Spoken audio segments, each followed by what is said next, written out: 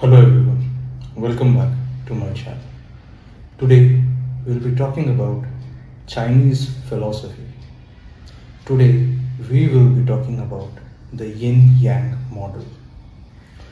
Now I'm not exactly sure how I came across it, but it was very early in my life wherein I saw that symbol and I got intrigued. It's a very simple circular symbol that has a comma at one end. If you look closely, that is what it looks like. It's a comma in white, and just adjoining to it there's an inverted comma opposite in black color, and there is one dot of white in the black comma and a black dot inside the white comma.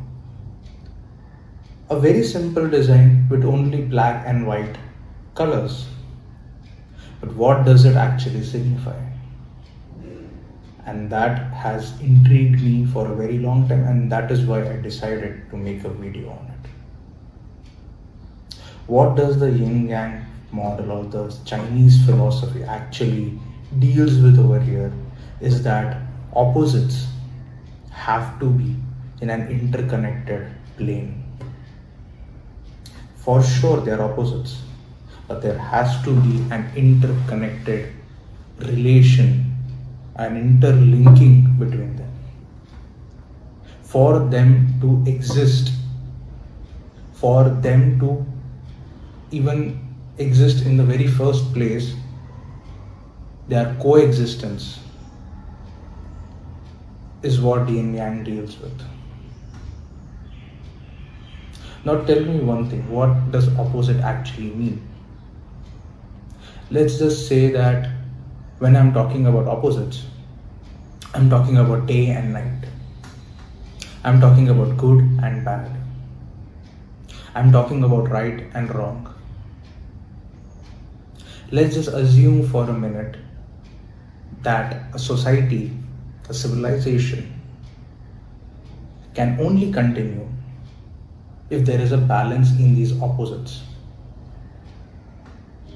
Just imagine a society, a civilization for that matter, which only has, let's take a hypothetical example, a hypothetical scenario wherein only men exist. Or let's say only women exist. Will that society, will that civilization even exist? No, it cannot. It will cease to exist. In fact, it will not even last a generation, not even a decade. The coexistence of two different genders who are opposite in nature is required, is necessary for the sustenance of a society, for the sustenance of a civilization. Without that, there is no insurgence of a new generation who can pass on this culture, this caste, creed, race, religion to the next generation. Without the insurgence of a new civilization or a new culture or a new generation, there is zero hope for growth in the future. What we do today, or what our parents did, or what their parents did, was to make the next generation easy. That's all. To pass on what they have done in a very subtle, simple way so that the next generation can pass it over to their next generation, and they will pass it to their next generation, and that is how the cycle will continue. So this simply means that opposites need to be in a balanced, systematic manner for a civilization to exist. If you pick up our history has excellent examples of how a civilization ceased to exist, how a civilization failed entirely because they were not in a position to understand this very simple philosophy, this very simple principle that if the opposites are not maintained, are not balanced, are not curated in such a way that it actually ends up defining an entire generation, then the civilization will have no roots, no formations, no structural balance that they can maintain. It will always fall, it will always disintegrate, it will always crumble, and it will cease to exist. You can Google such civilizations and you will understand that there will be n number of reasons why they were not able to survive. And that's a fact. Let me give you a very good example of how good and bad exist in our society. You must all have seen the quote wherein there are two different parties, two opposing parties. One is with the victim and one is with the accused. What is that? It's good versus bad, right versus wrong. And they are standing in the same plane, in the same court. Let me give you another example of how day and night is contrived in this situation, in this philosophy. In India, when I'm shooting this, it's bright, it's sunny. But at the very same time in America, it's dark. It's night time over there. And when we will be having our dinner in the night under the guidance of moon, they will be enjoying hot sunny day. Now India and America exist, right? But they have a different timeline, a different time zone. For both the countries to exist at the very same time, there is an opposite time frame that they are going through, a difference in the time zone that each of the people living in these countries are going through.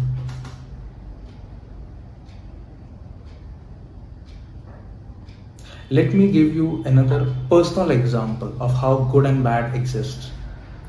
Now, in an academic sense, I was very good in maths. I have been. But certain subjects in school, I had to give a lot of effort. I had to put in a lot of efforts for that. Now, to balance out the entire percentage that comes after a semester ends, you need to keep a track of what you are good at and what you are not good at. Because unless and until you don't understand this and you don't create a balance amongst them, you will never be able to achieve academic excellence. And this is what I understood. A lot of people along with me in their school days, in their college days, in their life in general understand this. It all stems from this one philosophy. You need to keep the opposites in balance. Whether it is an individual or an entire civilization, everyone has to maintain that balance of opposites. They might be parallels, but they are still a part of the same plane. They lie in the same bloody plane, and you have to keep that in track. You need to keep a check of why something is bad and why something is good. And the balance has to be there.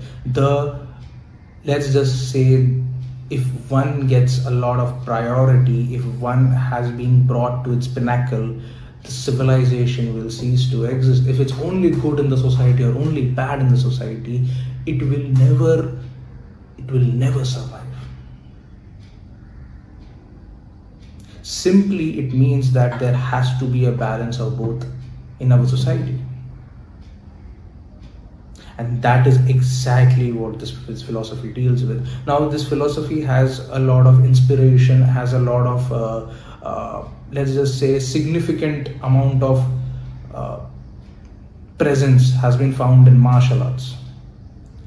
Now, I have done karate, which is, although a Japanese, it has a Japanese origin. But let's say if we talk about Kung Fu, if we talk about Jeet Kune Do, if we talk about Wing Chun, if we talk about Tai Chi, all these things have a very significant Chinese presence over them, and Yin Yang has been a part of it. Even in Japanese origin, even in Indian origin, everywhere it is there. It's just that the philosophy is named Yin Yang by Chinese people, but in general it has been there everywhere. And very best example in our history is the colonization of British that was done on India. For a very long time it was under the crutches of British civilization. We have been tormented, traumatized by their culture, by their ethics, and we still continue to follow a lot of it. Now there is a good and a bad aspect to it as well, which we will discuss later on, but still the colonization has impacted our culture. But still, to a very large extent, as a civilization, we were able to pass it on to the next generation, because we still have our scriptures, we still have our deities, we still have a lot of people who actually have been able to grasp that thing to a very large extent. Yin Yang in its originality celebrates duality, that is opposites, the existence, the coexistence of polarity. Something that is supposed to be at the either ends of the pole is considered a part of the same plane. Think about it, guys. If you just remove anything from its existence, the impact of it can lead to a destruction of a civilization. Think about it. That's it from my end, guys. We'll see you in the next video. Till then, bye.